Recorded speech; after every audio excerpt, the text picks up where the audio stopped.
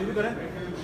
Sir ये बताइए, कमल हासन ने कल बोला था कि सबसे पहला टेररिस्ट हिंदू है, और वहीं दूसरी तरफ बीजेपी ने बोला उसकी जबान काट देनी चाहिए। नहीं, जो महात्मा गांधी को मारा, जिसने फादर ऑफ नेशन जिसको मानते हैं, उसको क्या बोलेंगे? महात्मा बोलेंगे या राक्षस बोलेंगे? उसको टेररिस्ट बोलेंगे या असैसिन बोलेंगे? जिसने महात्मा गांधी के सीने में गोली चलाई, जो कॉन्स्पिरेटर है, और फिर जो कपूर कमीशन में जिसके बारे में रोल प्रूव होगा कि वो भी कॉन्स्पिरेटर थे, उनको क्या बोलेंगे आप? उनको महान आदमी बोलेंगे या नीच बोलेंगे? उनको टेररिस्ट बोलना पड़ेगा, वो टेररिस्ट ही है। लेकिन ये कहा गया था वहाँ पे जहाँ पे मुसलमान वहाँ पे ज़्यादा थे और ये प्रचार करने गए थे, तो अपीसमेंट नहीं, वो सब वो मेरे को नहीं मालूम। मैं आपको इतना ही कह सकता हूँ कि जिसने महात्मा गांधी के सीने में गोलियां मारी और जिनको सजा हुई और कपूर कमीशन में जिन पर कॉन्स्पिरेसी का एंगल साबित हुआ, वो तमाम के तमाम टेररिस्ट हैं। जो उसने बापू को मारा उनको टेररिस्ट नहीं बोलेंगे तो क्या बोलेंगे? उनको क्या फूल पिनाएंगे? तो अभी बोल रहे सर 1948 में हुआ, तो अभी उसको टेररिस्ट? अरे फादर ऑफ द नेशन की असैसिनेशन को आप भूल जाएंगे क्या?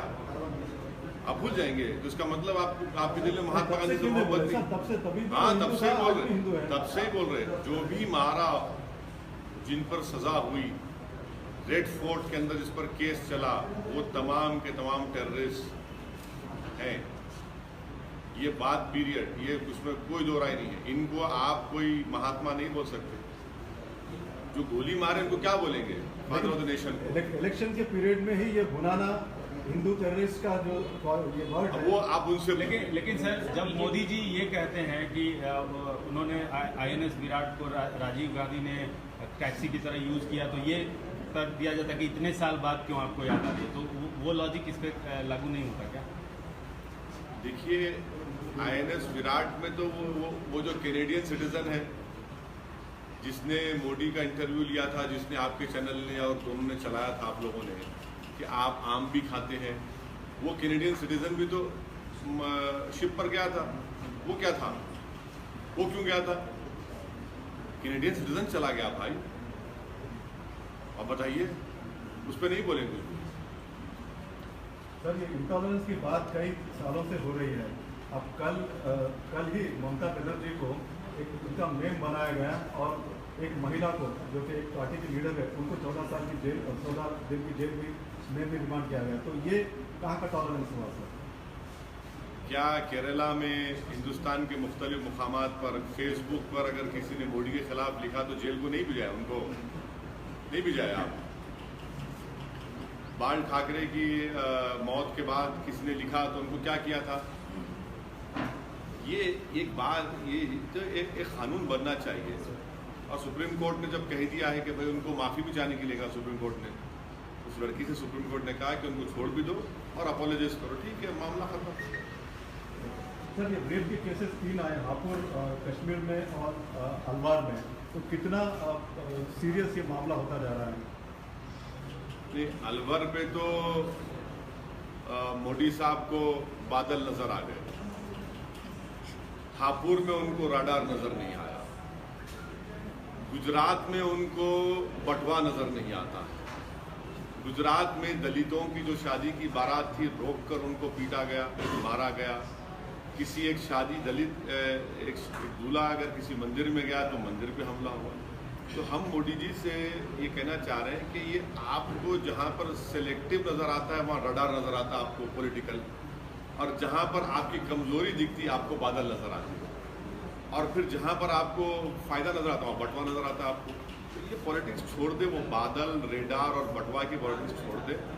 वो एक्सपोज हो चुके हैं। हापुड़ के बारे में मोदी जी को बोलना चाहिए।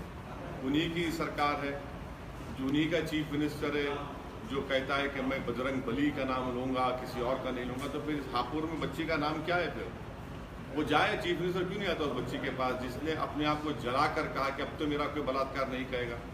तो हम उम्मीद करते हैं कि नरेंद्र मोदी बादल और रडार को छोड़कर उस बच्ची हापुड़ की बात करेंगे। सर कल केसीआर सैलिम के साथ मिले, लेकिन वहाँ पर कुछ साफ नहीं हो पाया, ये भी कहा जा रहा है। बादल बिल्कुल साफ है। कहाँ पर? बादल बिल्कुल साफ है, फेडरल फ्रंट के लिए बादल बिल्कुल साफ है। केसीआर का पॉलिटिकल रेडार टारगेट पर है और इंशाअल्लाह ताला बराबर सब चीज़ सही होगी। एक स्टार्ट उन्होंने लिया है, ये उन लोगों के लिए जवाब है जो केसीआर के सेक्युलर क्रेडेंशियल्स पर सवाल कर रहे थे। वो जाकर पिनरी विजयन से मिले, वो जाकर कल डीएमके के सबसे बड़े लीडर स्टालिन से मुलाकात की, बराबर सही काम कर रहे हैं। लेकिन ये भी कहा जा रहा है डीएमके के सूत्रों द्वारा कि स्टालिन ने कहा है कि वो कांग्रेस के महागठबंधन में आ जाए। अरे भाई 23 तारीख को जब नतीजे आएंगे तो मालूम हो जाएगा कि ऊँट किस करवट बैठने वाला है। मगर केसीआर की कोशिश ये काबिल मुबारकबाद है और ये बताता है कि उनकी पॉलिटिकल सेगैसिटी को, उनके पॉलिटिकल विजन को, जो कल तक फेडरल फ्रंट के बारे में लोग समझ नहीं रहे थे, आज सब समझ रहे हैं और उसको ये मान रहे हैं कि ऑल्टरनेटिव है और यही देश के लिए बहुत अच्छा होगा। लेकिन सर कुछ लोग जो क्रिटिसाइज करने वाले हैं वो ये कह रहे हैं कि दरअसल ये फेडरल फ्रंट कुछ नहीं है, ये महागठबंधन की हवा निकालने के लिए मोदी के पक्ष में किया गया एक्ट है। अब देखिए ना, ये जो जहनियत के लोग हैं ये भूल जाते हैं कि तेलंगाना में बीजेपी को किसने हराया। 5 से 1 MLA हो गए, 100 असेंबली सीट पर उनकी डिपॉजिट जब्त हो गई, ज़मानत जब्त हो गई। अब पार्लियामेंट इलेक्शन के नतीजे आएंगे तो उसमें भी बीजेपी का एक MP नहीं आएगा सिकंदराबाद से। तो ये किसने किया? ये जो जहनियत है ना, ये जो सोच है, ये बड़ी एरोगेंट सोच है। एक शख्स कह रहा है कि मैं एक फेडरल फ्रंट चाहता हूँ जिसमें बीजेपी नहीं रहेगी, जिसमें कांग्रेस नहीं रहेगी, और ये तो अप्रिशिएट करना चाहिए। और यकीनन रीजनल पार्टीज़ के पास एक बहुत बड़ा नंबर होगा और मैं अभी से नहीं, पिछले कई महीनों से, साल से कह रहा हूँ कि बगैर रीजनल पार्टीज़ के कोई सरकार नहीं बना पाएगी। So on December 7, 2017, Manishankar Rao had called Prime Minister a नीच किस्म का आदमी, and today he's justified it and said he's just been prophetic about what he has said. How do you react to it, sir? Do you think Manishankar Rao is a motor mouth every time he gets called in conferences? Well, I cannot speak for Mr. Manishankar Rao. But do you think calling names at the Prime Minister is justified? Well, you see, something as if the Prime Minister can call names, the Prime Minister has called everyone, each and everyone name. Wherever he goes, he calls names. Speed breaker, he goes to Bengal, he says something. He goes to Odisha, he says something. He goes to Tamil Nadu, he has to say something. He came to Hyderabad, again he spoke.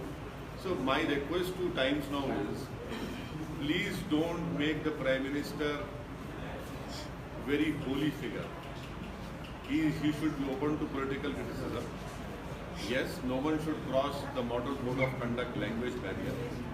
And that is the case. But if anyone criticizes the Prime Minister, the skies are not going to fall. Okay, sir, हो गया sir, हो गया।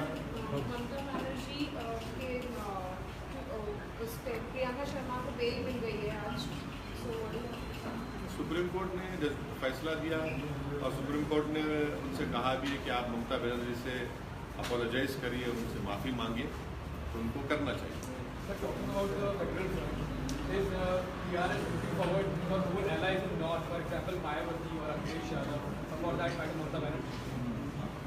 One thing is for sure, whether the regional parties would play a very, very important role in the next government formation. And as things stand now, BJP is definitely losing and they're not going to form the government. So it is the regional parties who will play very well. Sir, again on the Hapur case, we have seen that how Prime Minister Narendra Modi asked Mayawati to take support back from Rajasthan government, where a Dalit... that is the hypocrisy of the Prime Minister. That is the duplicity of the Prime Minister. The Prime Minister is so arrogant that he does not want to do some introspection when it comes to him. When a mirror is shown to him that these are the mistakes which your government has committed, these are the things which are happening under your ruled state, the Prime Minister is not humble and modest enough. and to accept the mistakes. Like here you have a girl who has self-immolated herself, and that is a dying declaration also. I hope she lives.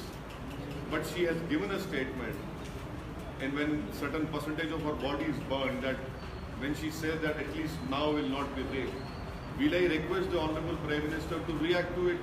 Where is that a slogan of Beti Bachao, Beti Padhao? Why isn't the Prime Minister concerned about this woman? He's so concerned about triple talaq and Muslim women. Here a woman who has been systematically raped, and the Prime Minister should also know that one of his MLAs is in jail in Uttar Pradesh because he raped a girl. So the Prime Minister is very arrogant. He does not want to see his own mistakes, and that will be his downfall. One small point here. The girl self-immolated after visiting the police station. Yes, she has given a statement that she has made a lot of rounds to all the police stations. She has given a lot of complaints, and she took this extreme unfortunate step because the Uttar Pradesh police, headed by Mr. Yogi Adityanath, did not come to her rescue, and that is why unfortunately she took this extreme step, which clearly shows that this slogan of Beti Bachao. You remember during time of election, this Yogi used to say that we'll have this anti-Romeo Scots, whereas all gone. So TRS has been maintaining that it wants a non-Congress, non-BJP front. But do you think to beat the BJP, finally the Congress front, they will also have to align with the Congress federal front that is being planned? Well, you see, I don't want to say anything, but certain channels and their anchors have already decided that Narendra Modi is going to become the Prime Minister, and they've also decided that they have given him the oath also, so there is no need. So, I would request those anchors, those TV channels to please, on 23rd, we'll definitely want to see your faces when the results are going to come out. As of now,